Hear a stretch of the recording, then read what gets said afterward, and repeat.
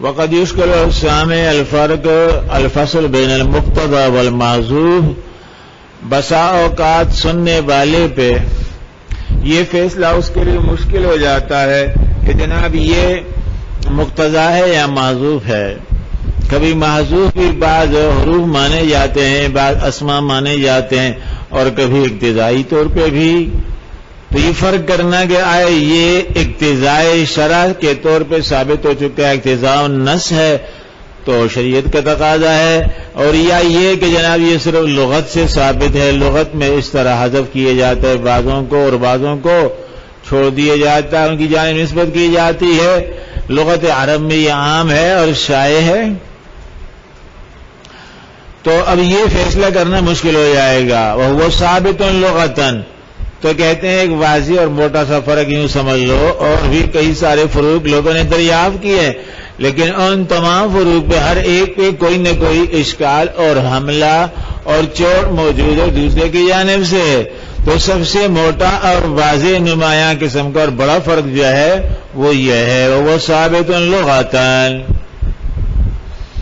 وہ ثابت ہے لغتاً کہ جناب محذوف جب آپ برآمد کرو گے تو گویا کہ عربی لغت کے لحاظ سے یہ آپ سمجھ گئے کہ یہاں یہ لفظ جو ہے وہ معذوف ہے، ہونا چاہیے تھا، اور اس کو حذف کر دیا گیا ہے کلام کو اختصار میں لانے کے لیے۔ کیا کرتے ہیں؟ کلام کو اختصار میں لانے کے لیے، اور یا اس طرح محاورہ بن جاتا ہے، اس حوارے عام پہ چلتے ہوئے اس طرح کہا جاتا ہے۔ اور اقتضاء کا معنی یہ ہے کہ وہاں کسی لغت کی بنا پہ اور کسی کلام اور بولی کے تقاضے کی بنا پہ نہیں، بلکہ شریعت کا حکم ہوتا ہے، تو شریعت کے حکم کے مطابق وہاں پہ اس طرح قیاس کر کے اقتضائی طور پہ کسی چیز کو ثابت کیا جاتا ہے، جسے سابق میں گزر چکا۔ وآیت ذلك ان مقتضى غیرہ ثبت عند صحت الاقتضاء واذا كان محذوفا فقدر مذکورا ان قطع عن المذکور۔ کہتے ہیں ایک واضح سی بات، اولاً تو موٹا فرق یہ ہے کہ یہ تقاضۂ لغت ہے اور تقاضۂ بیان ہے، تقاضۂ کلام ہے اور تقاضۂ نظم ہے، اور اقتضاء جو ہے وہ تقاضۂ شرع اور تقاضۂ معنی ہے اور تقاضۂ مفہوم ہے۔ اہم فرق یہ ہے فرمایا، یہی بنیادی فرق ہے، باقی فروق بتا رہے ہیں لیکن وہ اتنے جامع نہیں۔ تو دوسرا فرق یہ فرماتے ہیں، وہ آیت میں اولاً لغتاً میں اشارہ کر دیا، یہ لغوی ہے، معذوف جو نکالو گے نہیں ہے لا کی دریافت کرو گے، اور وہ شرعی ہے، شرعی طور پہ اضافہ کرتے ہو اور مانتے ہو اس کو۔ اور ایک پہچان یہ بھی ان مقتضى غیر ثبت عند صحت الاقتضاء، آپ فرماتے ہیں جس نے غیر کا اقتضاء کر لیا تو جب اقتضاء صحیح معنی میں تقاضا آ جائے گا تو فی الشرع وہ حکم ثابت ہو جائے گا۔ وَإِذَا كَانَ مَحْذُوفًا فَقُدِّرَ مَذْكُورًا، اور جس کو محذوف مانا ہے آپ نے اس کو اگر مذکور میں لاؤ گے ان قطع عن المذکور تو نسبت مذکور سے منقطع ہو جائے گی۔ وہاں ایسا نہیں ہے، وہاں مقتضى غیر ثبت عند صحت الاقتضاء، اقتضاء کی صحت کے ساتھ ساتھ فرمایا نسبت قائم رہے گی، نسبت اس سے کٹے گی نہیں۔ اور یہاں معذوف کو اگر آپ مذکور بناتے ہیں تو پھر نسبت اس سے ہٹ جائے گی، ترکیبی لحاظ سے بھی نسبت اس سے ہٹ جائے گی۔ واسأل القرية سے فرمایا، واسأل القرية التي كنا فيها والعير التي أقبلنا فيها وإنا لصادقون۔ کن لوگوں نے کہا؟ برادران یوسف نے کہا۔ تو واسأل القرية التي كنا فيها، جا کے آپ بستی سے پوچھیں، تو بستی محض بستی سرزمین سے اور وہاں خالی بیوت سے، اشجار سے، احجار سے، اور عمرانیات قریہ سے پوچھا جاوے تو یہ بیکار ہے۔ جتنی بھی عمرانیات ہیں، تعمیرات ہیں، وجود ہے بستی کا، تو اس طرح بستی سے پوچھا جائے کہ جا کے بستی کے خالی اجڑے ہوئے اور مکانوں سے، کھنڈرات سے پوچھیں آپ، وہاں کے شجر حجر مگر سے پوچھیں آپ، وہاں کی سرزمین سے پوچھیں وہاں، اور وہاں کے تمام تر قسم کے گوئے کہ مناظر سے پوچھیں، وہاں کے راستوں سے اور وہاں کی سڑکوں سے پوچھیں آپ، تو یہ بات غلط ہے۔ واسأل القرية مقصد یہ ہے کہ اہل القرية، قریہ کے جو باشندے ہیں جا کے ان سے پوچھیں، جو رہنے والے ہیں کہ جناب ہم جو وہاں رہے ہیں کس طرح رہیں، اے ہم نے کوئی فراڈ کیا ہے جس طرح آپ کو ہمارے پر دوبارہ شک اور شبہ ہو رہا ہے، یا واقعتاً ایسا ہوا؟ اہل بستی نے بھی اس کو ملاحظہ کیا تھا، ہم نے کس قدر خوشامد درآمد سے منانے کی کوشش کی وہاں کے عزیز کو، یعنی حضرت یوسف علیہ السلام کی طرف پتہ نہیں تھا ان کو یہ وہی ہے، عزیز مصر کو کتنا ہم نے منانے کی کوشش کی ہے، یہ پیشکش کر دی ہم میں سے کسی ایک کو آپ روک لو اور ان کو جانے دو، پہلے سے ہم بدنام ہو چکے، بدنام کیا باقاعدہ کر چکے تھے اس طرح۔ تو اپنی تسلی کے لیے کہنے لگے وسأل القریہ، جا کے بستی والوں سے آپ پوچھ سکتے ہیں، وہ بھی اس پہ شاہد ہے کہ ہم نے بڑی کوشش کی لیکن عزیز مصر نہیں مانا۔ پھر اس طریقے سے گویا کہ قلب بریاں و چشم گریاں ہم چلے آئے انتہائی غمناک اور اندوہناک کیفیت میں ہم چلے آئے وہاں سے، یہ بستی والے اس پہ شاہد ہیں۔ تو دیکھیے وسأل القریہ وسأل اہل القریہ تھی، تو اب ترکیب لحاظ سے فرق آ جائے گی، نسبت تبدیل ہو جائے گی۔ فإن السؤال يتحول من القرية إلى المعزوف والأهل عند التصريح به، جبکہ معزوف میں ایسا نہیں ہوتا، وہ مقتضا میں جو مقتضا ہے بہرحال وہی مقتضا ہے، اسی کی جانب نسبت ہوگی، وہ تصریح میں آوے یا نہ آوے۔ یہ ایک فرق بتا دیا آپ۔ پھر آگے فرماتے ہیں والثابت بالمقتضى یعنی باقتضاء النص لا يحتمل التخصیص، یہ بھی یاد رکھو فرمایا جیسے عموم وغیرہ میں ہم تخصیص بتا چکے ہیں آپ، تو ایک تو پہلا فرق بتا دیا آپ کو معزوف میں مقتضا میں، شرع اور لغت کا فرق۔ اب بتاتے ہیں کہ جو مقتضا ہے آپ اس کو اقتضائی طور پہ ثابت کرتے ہیں، اس میں کسی قسم کی تخصیص کی گنجائش نہیں۔ یہ اس لیے کہ اگر اس نے کہا واللہ لا اشرب، کیا کریں؟ لا اشرب بالکل نہیں پیوں گا، ونوى شرابا دون شراب لا تعمل التخصیص نیتہ لأن المقتضى لا عموم له، وہ فرماتے ہیں کہ مقتضا کے لیے اس طرح کا کوئی عموم نہیں ہے، جب کوئی عموم نہیں ہے فرمایا تو پھر اس میں اس طرح کی تخصیص کیوں کر کی جا سکے گی، خلافا للشافعی والتخصیص فيما يحتمل العموم وكذلك الثابت بدلالة النص لا يحتمل التخصيص لأن معنى النص إذا ثبت كونه علة لا يحتمل أن يكون غير علة، دونوں میں فرمایا اقتضاء النص میں بھی اور دلالت النص میں بھی اس طرح فرمایا کوئی آگے کی تخصیص نہیں، کیونکہ تخصیص آپ کرو گے بعض افراد کو لے کر بعض کو چھوڑ کر جہاں تعمیم ہوگی، تو ان میں شروع سے تعمیم ہی نہیں ہے، اور تعمیم کیوں نہیں ہے؟ اس لیے کہ الضروریات تتقدر بقدر الضرورہ، الضرورہ تتقدر بقدر الضرورہ، یہ اصول یاد رکھو، ضابطہ یاد رکھو۔ جس طرح کے یہ اصول ہے پہلے گزر چکا، ضروریات تو بھی المعذورات، کیا اصول تھا؟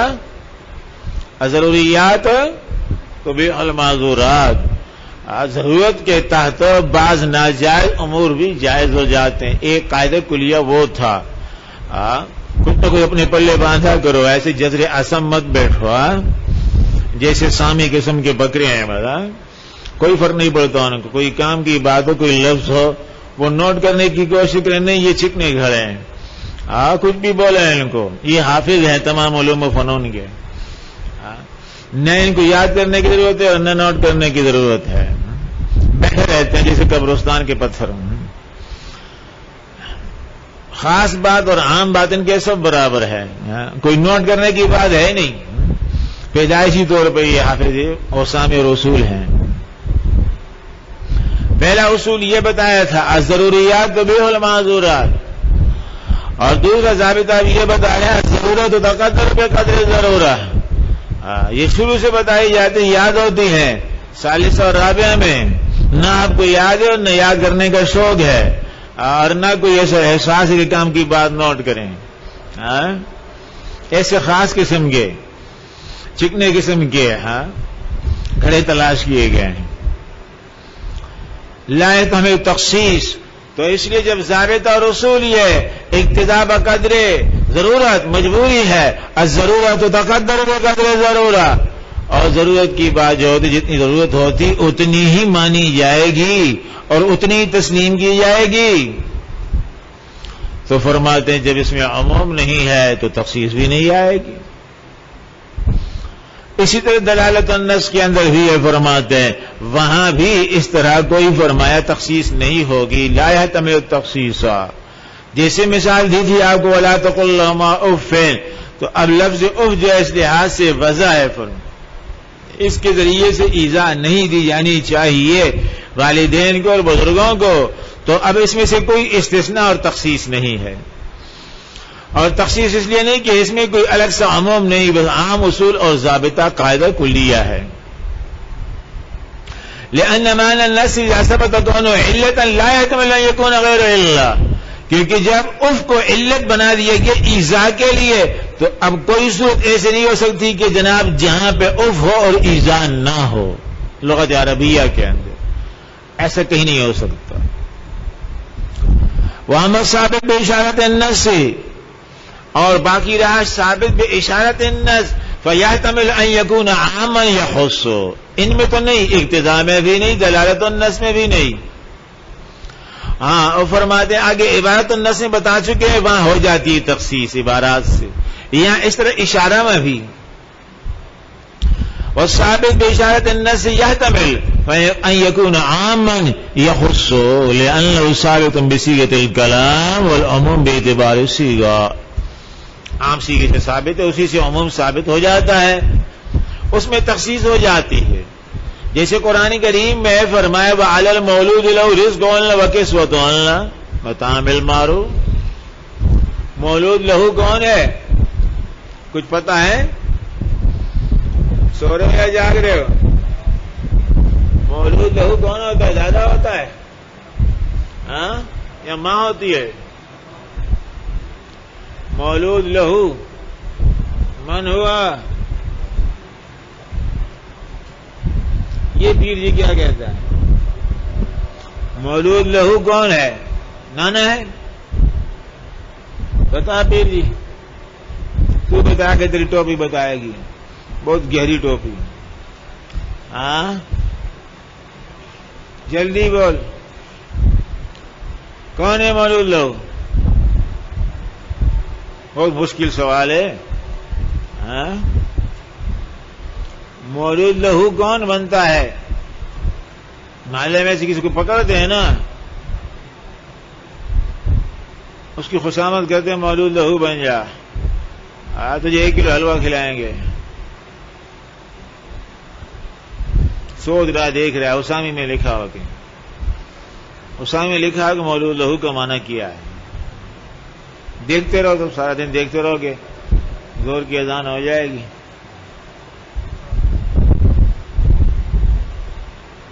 اب یہ بھی کوئی پوچھنے کی بات ہے؟ ایسے عجیب دانے للو لا کے جمع کر دیے گئے، اس لیے تو ہمیں افسوس ہو جب دیکھتے ہیں بات کس قدر کام کی ہوتی ہے، ان کے لیے کام کی اور عام کی بات برابر ہے. بیٹھے ہوئے لوٹے جمع کیے گئے مختلف رنگ کے، کوئی کام کی بات ہو، اہم بات ہو، طالب علم متوجہ ہو، کوئی اس کی حواس بتائیں، اس کے نقوش بتائیں، اس کے تیور بتائیں کہ واقعتاً یہ محسوس کرتے یہ اہم بات ہے، یہ غیر اہم بات ہے. اہم بات کو کچھ زیادہ متوجہ ہو، کچھ زیادہ ہوشیار ہو کہ جا کے نہیں، ایسی ضرورت ہی نہیں ہے. مولود لہو کے بارے میں آدھی کلاس کو پتہ نہیں. قرآن بھی اس قدر شوق سے پڑھتے ہیں، ترجمہ بھی پڑھ چکے ہیں، اور کتنا تعلق ہے قرآن سے. آدھی کلاس کو پتہ نہیں مولود لہو کون ہے. یہ کل بتانا پھر استخارہ کر لو، یہ جا کے ڈکشنری میں مارے، لغات میں دیکھ المصباح اللغات میں. تو مولود لہو کے لیے فرمایا گیا کہ جناب علی المولود لہو رزقہن و کسوتہن. تو مولود لہو جس کا ہے ولد ٹاپو اور اسی کا ہے وہ باپو، تو کہتے ہیں اسی صورت میں وہ اس کا مالک ہو گیا قسم کا مولود لہو. تو مولود لہو ہے، اسی کا ولد ہے، تو ولد کا وہ مالک ہو گیا. انت مالک علیہ، ابھی کیسے فرمایا گیا تو تیری جان، تیری گردن اور تیرا کل مال، تیرا سر، تیرا دھڑ، ہاں، اور تیرا مال یہ تیرے باپو کا ہے، یہ ابھی کا ہے۔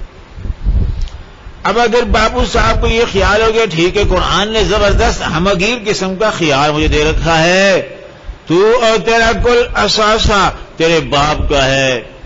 بعض باپوں نے صرف اتنا ہی سنا ہوتا ہے اور تو دین کے بارے میں اتنی واقفیت نہیں ہوتی، لیکن یہ مقصد کی بات اور یہ گڑ والی اور خاص گڑ والی بات یاد رکھی ہوتی ہے، یہ یاد رکھی ہوتی ہے۔ جب کچھ عرصہ علماء میں اور کہیں طلبہ میں بیٹھے ہوتے ہیں تو یہ حدیث یاد کی ہوتی ہے، وہ چتکبرے قسم کے دیندار، نیم پختہ قسم کے مولوی کہتے ہیں اللہ کا فرمان ہے انت ومالک لابیک، خبردار اب اگر یہ ٹاپو کان ہلائے کان کاٹ لوں گا، مجھے پتا ہے حدیث آئی ہے انت ومالک لابیک۔ تو اس طریقے سے وہی جو ہے وہ کہتے ہیں نیم مولوی خطر ایمان۔ اب یہ نیم مولوی اور اتنا اپنے کام کی بات یاد کی ہے، جو گڑ والی بات ہے وہ یاد کی ہے، تو یہ میٹھا ہرے کو اچھا لگتا ہے۔ تو اس لیے اب بیٹا جو مولوی جی ہے اور وہ پورا دین پڑھا ہوا لیکن کہتا نہیں یہ نہیں جانتا، میں جانتا ہوں، یہ جو ہے نا خود سر ہے اس زمانے، سرکش ہے اور علم پہ عمل نہیں ہے اس کا، پوری تابعداری نہیں دکھاتا، مکمل طور پہ اوکھل میں سر نہیں دیتا، آگے پیچھے ہوتا ہے۔ تو وہ مولوی جو گیا اور اس طریقے سے ایک لونڈی خرید کے لے آیا، کیا کیا اس نے؟ لونڈی خرید کے لے آیا، لونڈی خرید کے لیا منڈی سے، جیسے منڈی لگتی ہے فی زمانہ بکروں کی، بکریوں کی، جس زمانے منڈی لگتی تھی اس میں باقاعدہ غلام لونڈے بکتے تھے۔ تو یہ لونڈی خرید کے لے آیا اور باپو نے یہی وظیفہ رٹا ہوا تھا انت ومالک لابیک، انت ومالک لابیک، انت ومالک لابیک، اسی کا وظیفہ پڑھتا تھا روزانہ 101 مرتبہ تسبیح پڑھتا تھا اس کی۔ چنانچہ جب بیٹا لونڈی لے آیا اور رکھا اس کو گھر پہ تو باپو جو ہے وہ اس کو فراش بنانے لگا وظیفہ پڑھتے ہوئے انت ومالک لابیک۔ تو بیٹے کا ٹاپو کا سارا مال باپو کا ہے تو یہ لونڈی لائے، لونڈی بھی میرے لیے جائز ہے، میں اس کو فراش بناؤں، اس کی بیوی گویا وہ میری بیوی، اس لیے میں اس کو فراش بنا سکتا ہوں۔ تو کیا ایسا جائز ہے کہ یہ اس طریقے سے ذات امرا پہ لونڈی کی ذات ہو اور یا اس کی بیوی کی ذات ہو، بہو کی ذات ہو تو اس پہ بھی اس کے ساتھ جمع ہو؟ ایسا ہو سکتا ہے؟ انت ومالک لابیک موجود ہے۔ اب یہی اس نے ایک ہی رٹا لگایا ہوا ہے، کہتے خبردار بے ادب گستاخ، حدیث میں آیا ہے اور اب تم منع کرتے ہو، تیری لونڈی بھی میری ہے اور جب مجھے نہیں چاہیے ہوگی پھر تیری ہوگی، مجھ سے بچا وہ تیرا ہو۔ تو اس لیے فرماتے ہیں فخص منہ وَأْتِيُ الْأَبِ جَارِيَةَ ابن۔ اب یہ دیکھیے تخصیص آ گئی، یہ کیا ہے؟ تخصیص آ گئی۔ اسلام میں اس کا تصور ہی نہیں ہے ذات امرأ واحدہ پہ، پلاٹ امرأ واحدہ پہ دو متصرف بیک وقت جمع، اسلام میں اس کا تصور نہیں ہے۔ اور باطل ادیان میں تصور اس کا ہو سکتا تھا، اور فی زمانہ بھی سکھ مذہب میں اس میں وسعت ذرا سکھوں کے ہیں، اس میں گنجائش ہے، لیکن بہرحال وہ بھی یہ کہ شرعی طور پہ نہیں ہونے کیا ہے، کیونکہ شریعت نے یا ان کے جو دھرم نے اجازت دے رکھی ہے ان کے معاشرے میں عام ہے۔ تو اس لیے فرمایا اشتراک رجلین یا زائد علی امرأۃ واحدہ، اسلام میں اس کا تصور ہی نہیں اور اس کا امکان ہی نہیں ہے۔ تو اس لیے فرمایا اب ساری چیزیں بیٹے کی وہ باپو کی، لیکن یہ نہیں کہ جناب اس کی شادی کروا دی اس کی بیوی، وہ بھی جو ہے نا باپ کے لیے حلال ہو۔ انت ومالک لابیک کا وظیفہ پڑھتا ہے صبح شام۔ تو مال عام کے بارے میں یہ مال خاص ہے، کیا ہے یہ؟ اور اس کی تخصیص کی جائے گی، یکون عامن، تو فرماتے یخص منہ لأنہ ثابت بصیغۃ، والعموم باعتبار صیغہ، عموم عام طور پہ ہے اور یہ مخصص کے آنے کی صورت میں تخصیص آ جائے گی، کیونکہ صاحب نصوص میں وارد ہے کہ جناب کسی ایک ذات کے پلاٹ پہ بیک وقت دو رجل جمع نہیں ہو سکتے۔ چنانچہ باپو نے اگر دیر کیے بغیر اس طرح فراش بنا لیا اپنے بیٹے کی لونڈی کو تو جا کے کیس کر سکتا ہے وہ اس پہ. کس پہ؟ باپو پہ کیس کر سکتا ہے اور اس سے پیسے وصول کر سکتا ہے. لونڈی کی قیمت اب ظاہر ہے اس نے اس کو فراش بنا لیا تو اب ٹھیک ہے اسی کی ہو گئی. اب دوبارہ تو یہ فراش نہیں بنا سکتا. یہ بھی اصول ثابتہ ہے جس کو باپ فراش بنا چکا ہو بیٹا نہیں بنا سکتا. وَلَا تَنكِحُوا مَا نَكَحَ آبَاؤُكُمْ إِلَّا مَا قَدْ سَلَفَ. یہ تو عملی فراش بنا چکا ہے, صرف زبانی کلامی نکاح بھی ہوا. تو باپ کا ایک ادب احترام ہے, ایک مقام ہے. وہ اگر مقام اپنے پہچانے, اس طرح بے جا تصرف نہ کرے, والد محترم بنے باپو نہ بنے, اور اس طرح کرے گا تو پھر وہ احترام نہیں رہے گا اس. اور والد بزرگوار بن کے رہے واقعتاً جس طرح تقاضا ہے ابوت کا, تو فرمایا پھر الگ ہی بات. ایسی صورت میں جس نے کیا ہے تو کہتے ہیں اب وہاں صرف کلام کیا تھا اس نے, ایجاب و قبول کیا کسی عورت سے, رخصتی بھی نہیں ہوئی اور باپ نے طلاق دے دی, بیٹا اس سے نکاح نہیں کر سکتا. اس نسبت کی بھی حرمت ہے کہ جناب یہ باپ نے نکاح کر لیا تھا, صرف باپ کی منکوحہ رہی ہے 1 مہینہ تک, رخصتی نہیں ہوئی تھی, 1 مہینہ باپ کی منکوحہ رہی, اس کے بعد طلاق دے دی باپ. تو وہاں محترم باپ والد بزرگوار ہے, اپنی حیثیت اور مقام پہ قائم ہے, تو اس لیے اسے نکاح نہیں کیا جائے گا. اور یہاں جب اس نے اپنے مقام کو پسپوز ڈال لیا اور ایسی مستی میں آگے شرارت میں, تو کہتے ہیں باپو بنا, والد بزرگوار نہیں, تو اب اس سے توان لیا جائے گا. نہیں دیتا تو جا کے اس پہ کیس کر سکتا ہے, میں اس طرح لونڈی لایا تھا اور وہ اس طرح انہوں نے میرے لیے بھونڈی کر دی, بیکار کر دی, خود اس کو فراش بنا کر. اور میں لایا تھا جناب 3 لاکھ کی لونڈی, خاص والی لونڈی لایا تھا, اس لیے ٹاپو باپو نے انتظار نہیں کیا. تو ایسی صورت میں 3 لاکھ روپے مجھے دلوا دیے جائے, لونڈی اس کی ہو گئی, ایک مرتبہ فراش بنا لیا, اب اسی کی رہے. اب اس کو بیٹا نہیں لے سکتا, یا تو بیچ دے کسی اور پہ اور پیسے بیٹے کو ادا کر دے, یا رکھے اس کو اپنے پاس, اسی کی ہو گئی اور قیمت بیٹے کو ادا کر دے. یہ تخصیص فرما اشارت النص سے. اشارہ یہ بتا رہا ہے کہ ہاں جناب انت و مالک لابی کا, لیکن تخصیص یہ آ گئی باقاعدہ نصوص.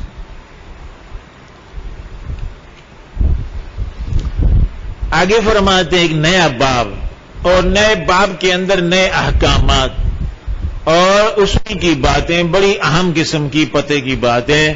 اور تم تیار اور بیدار ہو, اور تم چاہتے ہی ہو کہ مشکل سے مشکل بحث آئے تاکہ آپ اپنے ذہن کی تمرین کر لیں.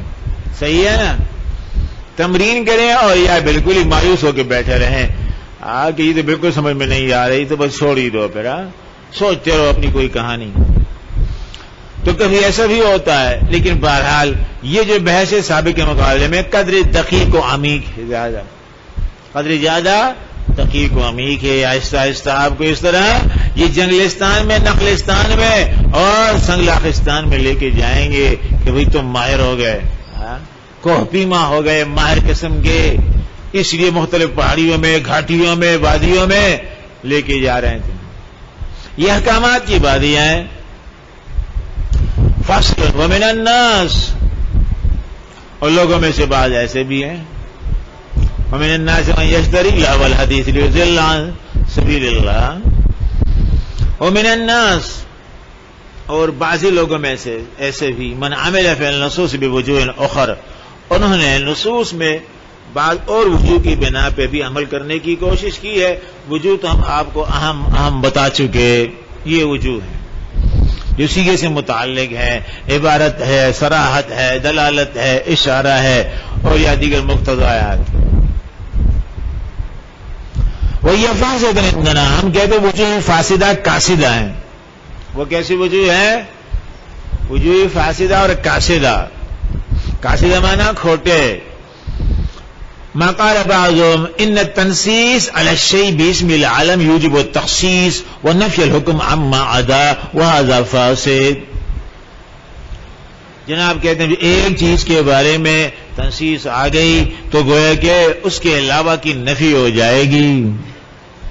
جب آپ ایک سم کو لیتے ہو یعنی مفہوم مخالف کا اعتبار ہے یا نہیں, ہم کہتے ہیں مفہوم مخالف کا اعتبار نہیں. وہ کہتے ہیں مفہوم مخالف کا اعتبار ہر حال میں ہوگا. ہر حال میں ہوگا مفہوم مخالف کا اعتبار. اس لیے کہتے ہیں جانی زید، ہم کہتے ہیں زید آ گیا، ٹھیک ہے زید آ گیا بس کافی ہے. وہ کہتے ہیں نہیں، جانی زید کا معنی یہ ہے کہ اس کا جو اور دوست ہے اور ساتھی ہے مستقل لتھی کاری والا وہ نہیں آیا. جانی زید ولم یجی عامر، جو اس کا ہم چولی ہے اور اس کا بڑا تعلق ہے دامن چولی والا، تو وہ اس کا فرمایا ساتھی نہیں آیا. تو جانی زید ہم کہتے ہیں ہاں زید آ گیا، اور وہ کہتے ہیں نہیں جانی زید ولم یجی عامر، یہ اس کو شامل ہے، دوسرے مخالف مفہوم کو شامل ہے کلام. ہم کہتے ہیں نہیں جناب، اس کا نتیجہ بڑا خطرناک نکلے گا. اور کہتے ہیں یہ استدلال کرتے ہیں کہ حدیث میں آیا آپ صلی اللہ علیہ وسلم کے دور میں انصار نے یہ بات وہ ہے کہ مشہور کی تھی روایت کا حصہ، انما الماء من الماء، انما الماء من الماء، یعنی انما یجب استعمال الماء للغسل حینما اخرج الماء، یہ اس کا حاصل ہے. تو انما الماء من الماء، پانی تو لازم آئے گا پانی سے، تو انما یجب استعمال الماء للاغتسال بعد خروج والاخراج وقبل ذلك لا يلزم. تو ایسی روایات کو دیکھتے ہوئے انصار نے اپنے لیے اس میں گویا کہ مفہوم مخالف کا اعتبار ڈھونڈ لیا تھا، اور وہ یہ کہتے تھے اس طرح اگر کسی کا قربان معزوجہ ہو جاوے بدون اخراج مواد کے تو اس پہ غسل نہیں ہے، محض قربان جسمانی کے نتیجے میں اس پہ غسل نہیں ہے. جبکہ دوسری روایات میں صاف آتا ہے، فرمایا آپ صلی اللہ علیہ وسلم نے وجب علیہ الغسل انزل لم ينزل اذا قارب، صاف ترمذی شریف میں واضح الفاظ آتے ہیں. یہ حضرات اس طرح کرتے تھے کہ عرصے تک اس پہ عمل پیرا تھے، اور ضرورت تھی اس طریقے سے، پانی ویسے بھی بہت کمیاب نہ ہونے کے برابر، تو ایک بہانہ چاہیے تھا، تو اس کو بہانہ بنا کے گویا کہ وہ ہر موقع پہ اس طرح غسل نہیں کرتے تھے جب تک باقاعدہ ملاپ نہ ہو، باضابطہ انتہا تک پہنچنے والا ملاپ نہ ہو. تو ادھورا اور ناتمام ملاپ جس میں شہوت میں انکسار نہ آوے، انتہا نہ ہو کامل طور پہ، کہتے تھے اس سے غسل لازم نہیں ہوتا.